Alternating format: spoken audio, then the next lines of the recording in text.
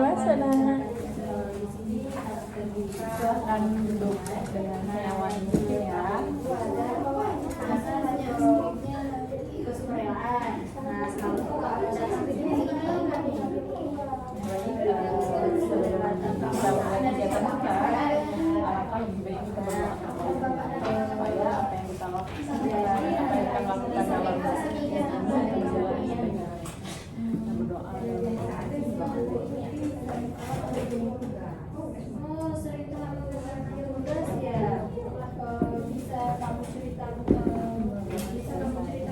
Sebelumnya ibu mau tahu dulu apakah kamu sudah kenal dengan ibu? Gimana kalau kita perkenalan dulu? Kalau banyak mengatakan tak kenal maka tak sayang. Dimulai dari ibu ya. Perkenalkan, nama ibu Ani Mariani, ibu sebagai ibu spesialis. Nama saya biasanya panggilan saya berasal dari kelas 11 IPA Saya panggil Ani ya, berarti ibu manggil Ani. Ibu mau tanya gimana kabarnya hari ini? Baik sih Bu, tapi akhir-akhir ini saya tidak nyaman.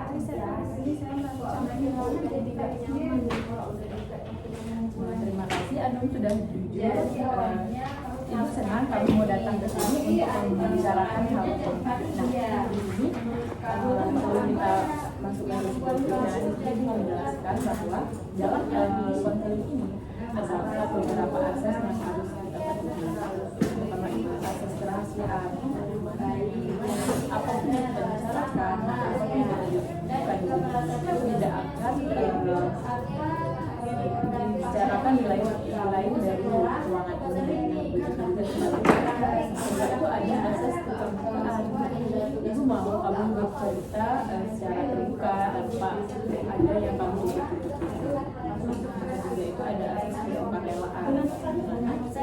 Kamu datang ke sini dengan sukarela atau ada paksaan dari teman atau dari luar kelas?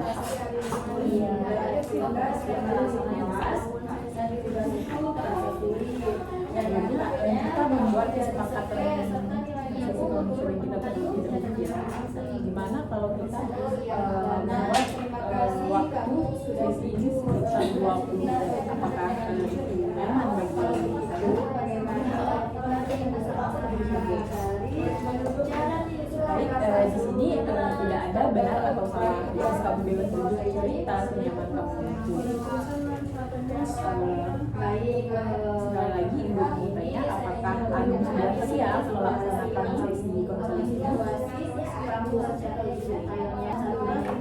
Di sini Anum ingin bercerita dari apa terlebih dahulu? Menceritakan hal apa sih? Saya itu sering kalau berbicara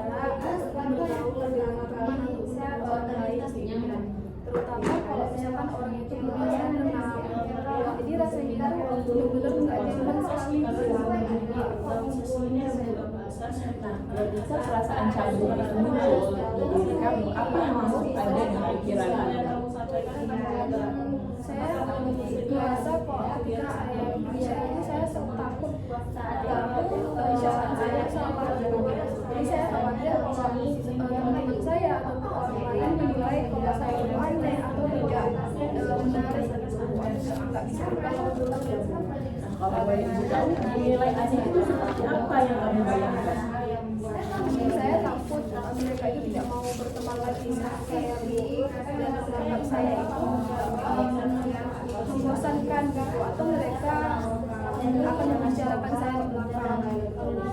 Boleh Anum ceritakan kapan situasi terakhir yang membuat Anum itu merasa canggung seperti itu? Kelompok sih saya tidak berani memulai percakapan dengan anggota kelompok karena sesinya itu saya belum kenal sama mereka. Jadi waktu itu rasa ada tugas kelompok ya, rasa canggung kamu gitu. Ketika itu apa yang kamu lakukan? Saya hanya diam saja sih Bu, mereka yang ngomong duluan dengan saya gitu. Tapi akhirnya saya tidak banyak berkontribusi dalam kelompok. Ketika situasi itu terjadi, apa kalimat pertama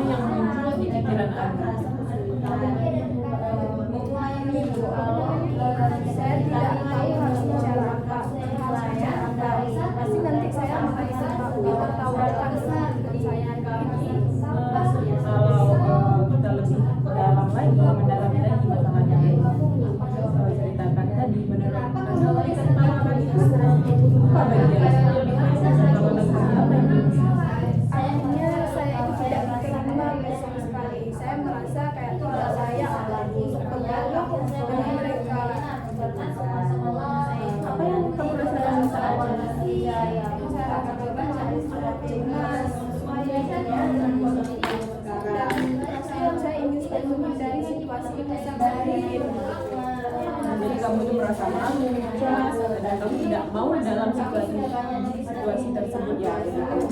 Nah, kalau kita beri angka 1 sampai 10, menurut kamu seberapa kuat perasaan cemas kamu itu muncul di dalam diri?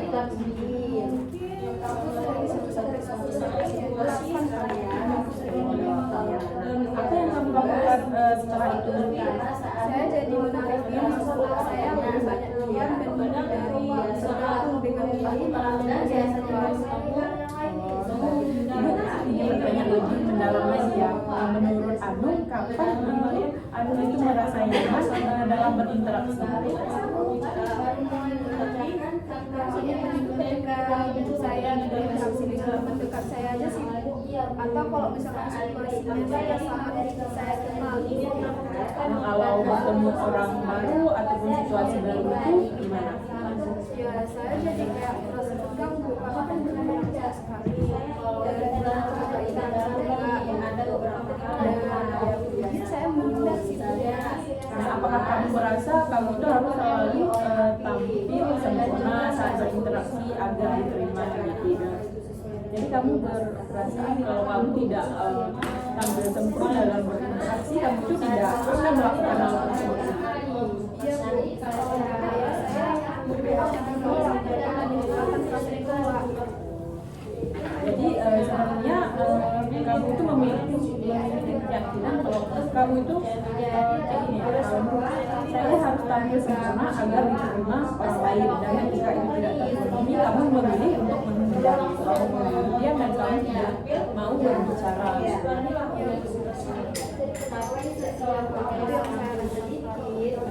Dari masalah yang sudah kamu ceritakan tadi, terlihat bahwa rasa canggung itu sangat mempengaruhi cara kamu dalam berinteraksi dan membuat kamu cenderung menarik diri dalam interaksi sosial. Bagaimana menurutmu, apakah itu sesuai? Sekarang bagus banget kalau itu besar banget pengaruh saya. Kalau saya terus-terusan kayak gitu, ya makanya kayak gak bagus bisa berinteraksi. Dan pola itu membuat kamu lebih banyak merasa terisolasi daripada berhubungan dengan orang lain. Jadi kamu lebih banyak diam daripada harus berbicara dengan banyak orang. Iya benar. Karena itu saya dari semua cara yang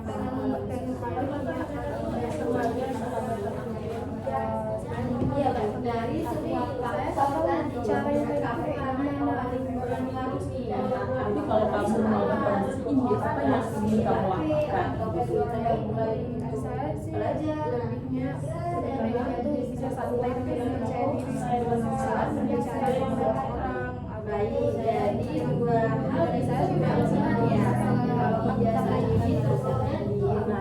Jadi tujuan kita dalam podcast itu yang pertama itu membuat Anung memahami pikiran yang memicu rasa canggung. Yang kedua itu membantu Anung membangun keyakinan diri dalam interaksi sosial. Dan yang ketiga mengurangi kebiasaan menghindari.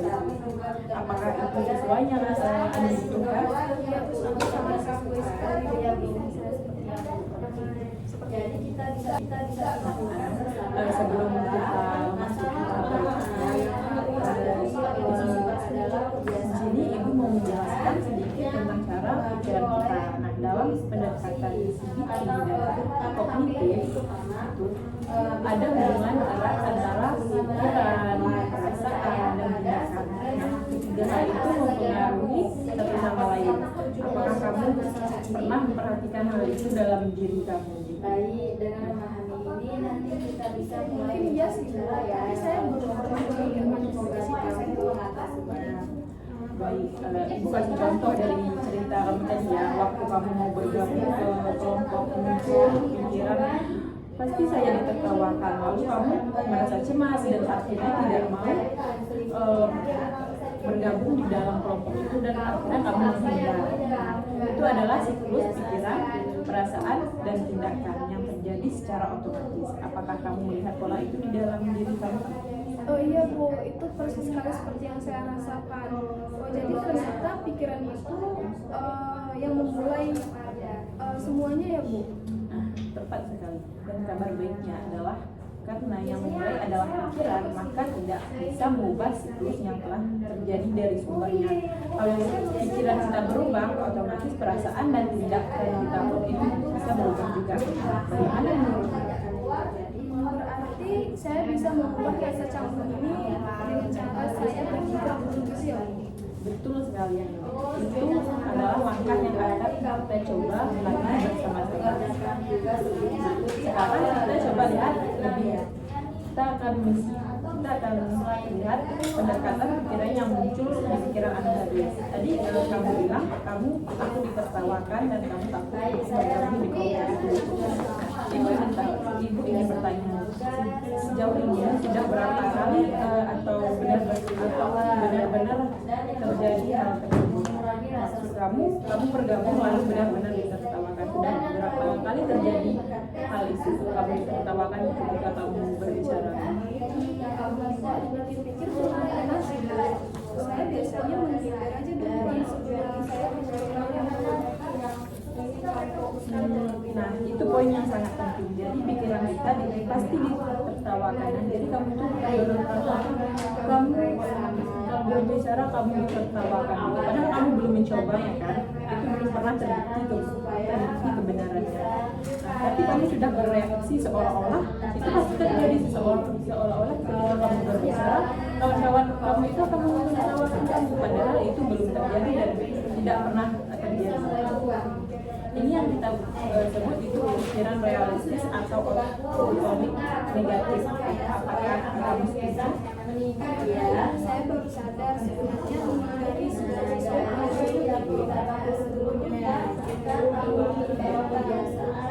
Oke, sekarang ibu mau tanya dari sudut pandang yang berbeda. Kalau ada temanmu yang pendiam lalu mencoba melalui percakapan dan terlihat canggung gitu. Jika ada temanmu seperti itu, apa yang akan melakukan? saya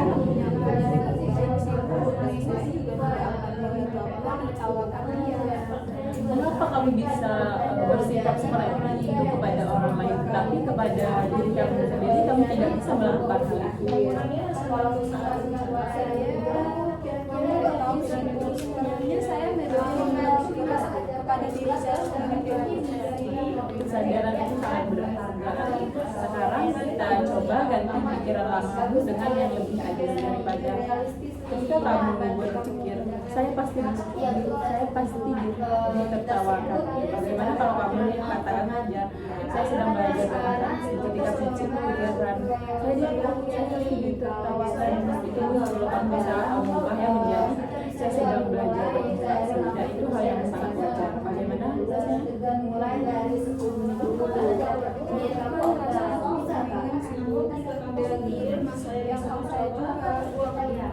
bagus.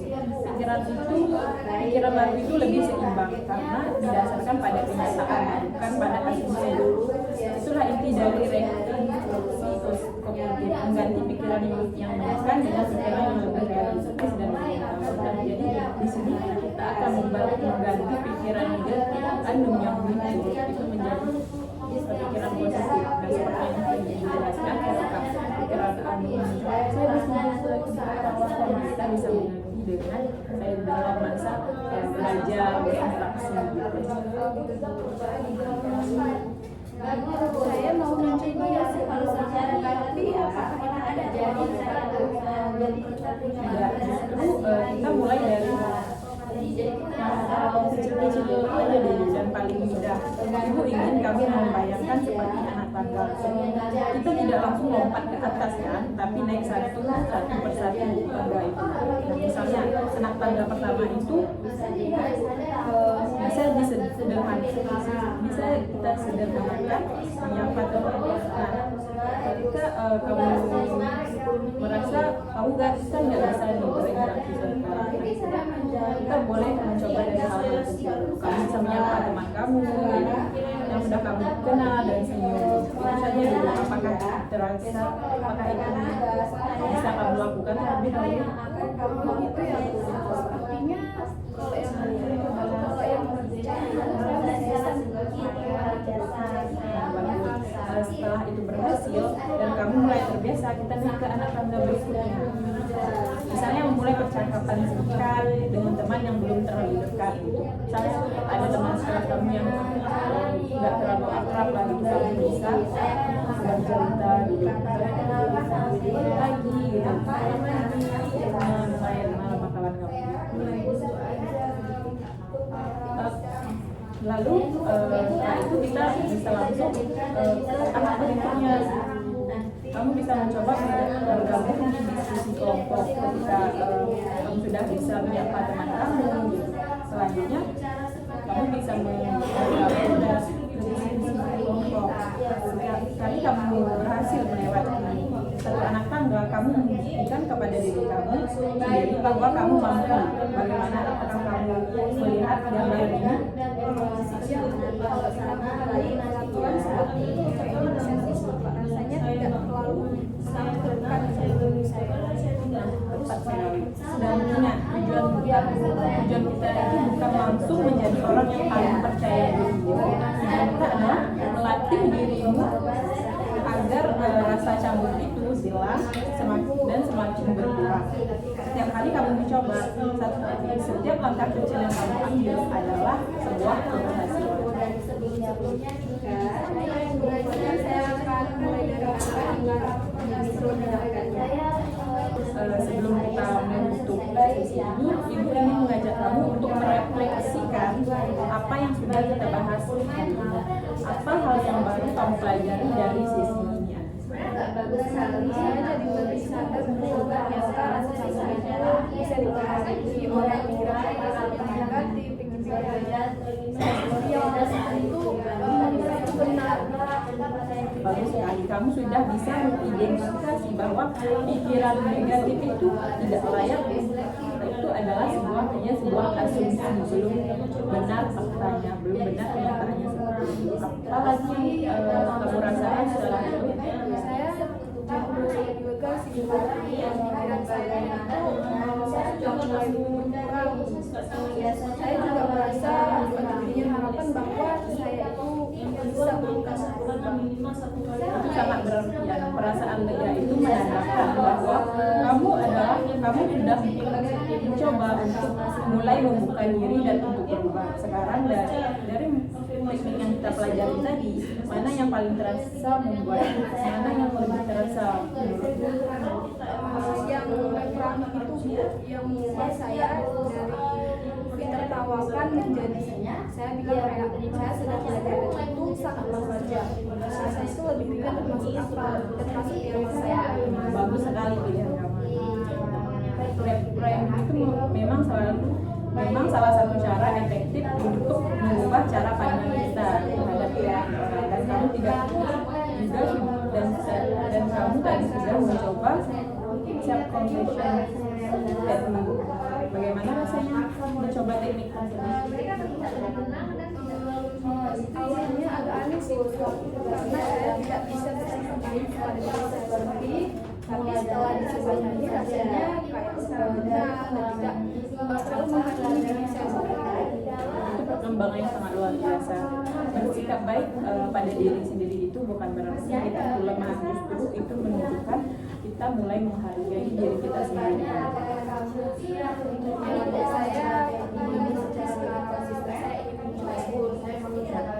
Ibu ingin kamu mengingat dua hal dalam sesi ini. Yang pertama itu rasa canggung itu adalah hal yang wajar dan itu bisa dikelola. Bukan tandanya kamu lemah gitu. Yang kedua itu nilai dirimu tidak ditentukan oleh penilaian orang lain, melainkan oleh keberanianmu untuk terus mencoba dan berkembang. Saya akan berusaha memulai berkembang.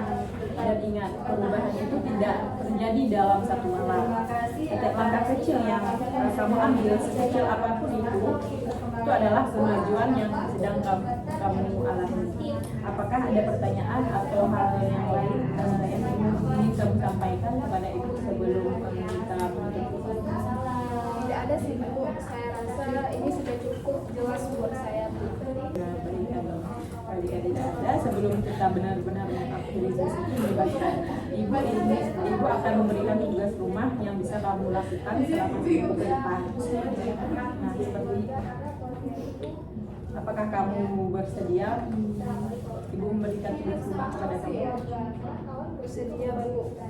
Nah, baik. Jadi tugasnya itu yang pertama itu jurnal situasi canggung. Nah, catat ketika rasa canggung kamu, catat apa yang membuat kamu merasa canggung. Nah, yang kedua itu identifikasi pikiran otomatis. Nah, tulis pikiran negatif kamu yang muncul saat kamu merasa canggung. Nah, yang ketiga itu reframing pikiran. Ubah pikiran kamu, ubah pikiran negatif yang muncul ke pikiran positif. Nah, yang terakhir ini tantangan sosial ya. Setiap kamu lakukan satu interaksi sosial, kamu bisa mencatatnya di buku diary kamu itu. Apakah tugas ini sudah cukup jelas bagi kamu? Cukup jelas, Bu. Tapi apakah tidak apa-apa, Bu, kalau misalkan di hari di mana saya belum berhasil melakukan tantangan tersebut? Nah, pertanyaan kamu sangat bagus ya. Tentu saja tidak apa-apa. Justru itulah yang ibu ingin tekankan kepada kamu. Kita tidak mengejar kesempurnaan. Kalau ada hari yang berat, cukup catat perasaan kamu itu lagi keesokan harinya gitu. Catat aja setiap perasaan canggung kamu itu muncul. Baik, Bu. Saya jauh lebih tenang mendengarnya. Baik, terima kasih Ibu ucapkan karena sudah mau berbagi dan bercerita kepada Ibu secara terbuka. Kita akan berjumpa di sesi berikutnya. Sebelum kita akhiri, alangkah kita berdoa terlebih dahulu. Tadi kita awali dengan doa, maka kita tutup dengan berdoa.